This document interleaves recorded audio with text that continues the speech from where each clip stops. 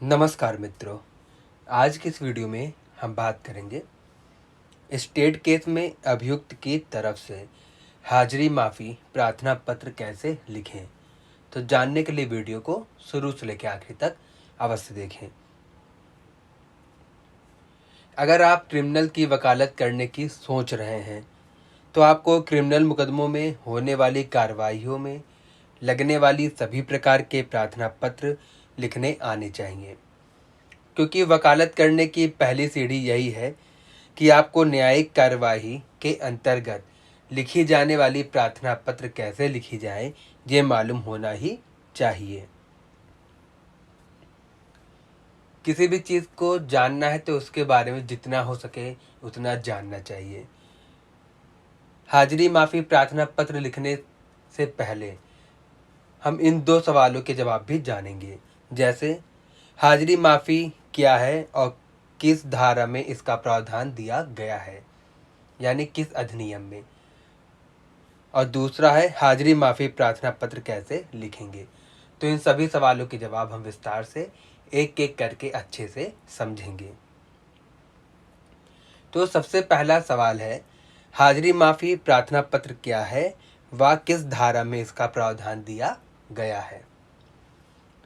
Criminal मुकदमों की कार्यवाही के दौरान अभियुक्त यदि अपने मुकदमे की नियत तारीख पेशी में न्यायालय के समक्ष मुकदमे की कार्यवाही के लिए किन्हीं उचित व पर्याप्त कारण होने की वजह उपस्थित नहीं हो पाता है तो जरिए अधिवक्ता हाजिरी माफ़ी प्रार्थना पत्र न्यायालय समक्ष प्रस्तुत कर अपनी अनुपस्थिति के लिए न्यायालय से माफ़ी मांगकर अगली नियत तारीख पेशी में हाजिर होने की प्रार्थना करता है। यह हाजिरी माफ़ी प्रार्थना पत्र अभियुक्त के विद्वान अधिवक्ता द्वारा न्यायालय के समक्ष दी जाती है। इसका जिक्र आपको पढ़ने को मिलेगा दंड प्रक्रिया संहिता 1973 की धारा 205 में। धारा 205 के अंतर्गत मजिस्ट्रेट अभियुक्त की व्यक्तिगत हाजिरी से अभिमुक्ति दे सकेगा, यानी जब मजिस्ट्रेट किसी अपराध में शामिल किसी अभियुक्त को न्यायालय के समक्ष हाजिर होने के लिए सम्मन जारी करता है कि वह अभियुक्त नियत तिथि को मजिस्ट्रेट न्यायालय के समक्ष हाजिर हो, लेकिन किन्हीं उचित व पर्याप्त कारणों से अभियुक्त उपस्थित नहीं हो पाता है तो ऐसे में अनुपस्थिति के उचित कारण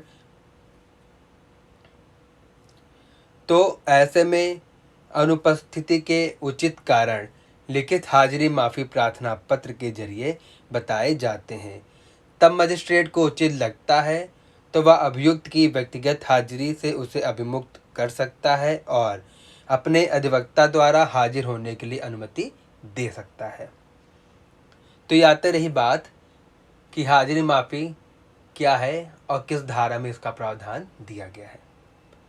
अब हम बात करेंगे हाजिरी माफ़ी प्रार्थना पत्र लिखने से पहले ध्यान देने वाली बात, क्योंकि अगर कोई भी प्रार्थना पत्र हम लिख रहे हैं तो हमें यह पता होना चाहिए कि वह कैसे लिखी जाएगी, उसमें क्या क्या लिखा जाना है।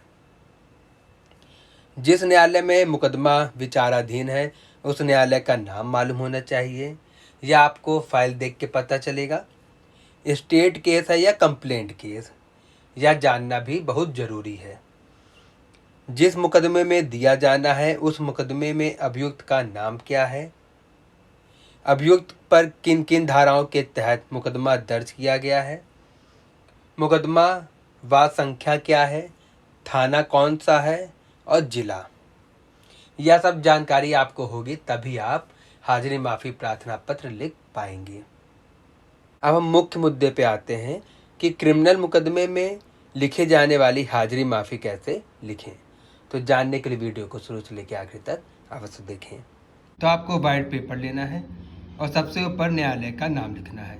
तो यहाँ पर हमने उदाहरण के तौर पे न्यायालय का नाम लिख रखा है, न्यायालय श्रीमान JM द्वितीय कोर्ट नंबर 10। आप फाइल में देख के लिखेंगे कि किस कोर्ट में मुकदमा चल रहा है।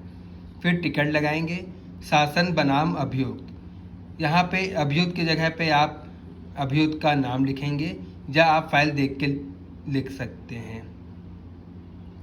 अब आपको लिखना है वाद संख्या, या फाइल में देख के लिखेंगे यानी मुकदमे की संख्या जो होगी। अंतर्गत धारा, किन किन धाराओं पर अभियुक्त पर मुकदमा दर्ज किया गया है, थाना, किस थाने में, और जिला। यह लिखने बाद अंडरलाइन करेंगे। फिर लिखेंगे प्रार्थना पत्र बाबत हाजिरी माफ़ी, इसको भी अंडरलाइन करेंगे। अब आप लिखेंगे महोदय, निवेदन की बाद उपरोक्त में प्रार्थी अभियुक्त, अभियुक्त के बाद आप अभियुक्त का नाम लिखेंगे जिस अभियुक्त की तरफ से आप यह प्रार्थना पत्र दे रहे हैं। अस्वस्थ होने के कारण आज न्यायालय नहीं आ सका है, न्यायहित में आज की हाजिरी माफ़ किया जाना आवश्यक है। अतः श्रीमान जी से प्रार्थना है कि प्रार्थी अभियुक्त का नाम जिसकी ओर से आप दे रहे हैं एप्लीकेशन, कि आज की हाजिरी माफ़ी जरिए अधिवक्ता माफ़ किए जाने की कृपा की जाए।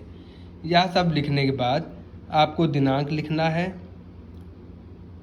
और फिर प्रार्थी अभियुक्त लिखना है, नीचे अभियुक्त का नाम लिखना है और उपरोक्त। अगर कई अभियुक्त हैं तो उन सभी का नाम लिखेंगे, प्रार्थीगण और अभियुक्त गण लिखेंगे उस समय, और नीचे फिर उपरोक्त। थ्रो करके नीचे अधिवक्ता अपना साइन करेगा और यह एप्लीकेशन लिख जाने के बाद आपको न्यायालय में जाकर, जिस न्यायालय में मुकदमा विचाराधीन है, वहाँ के पेशकार को आपको यह एप्लीकेशन दे देनी है। तो दोस्तों, यह वीडियो रही अभियुक्त की हाजिरी माफ़ी के लिए प्रार्थना पत्र कैसे लिखें। ऐसी वीडियो के अपडेट्स पाने के लिए व हमसे जुड़े रहने के लिए चैनल को सब्सक्राइब करना न भूलें और वीडियो देखने के लिए धन्यवाद। आशा करता हूँ यह वीडियो आप सभी को पसंद आई होगी।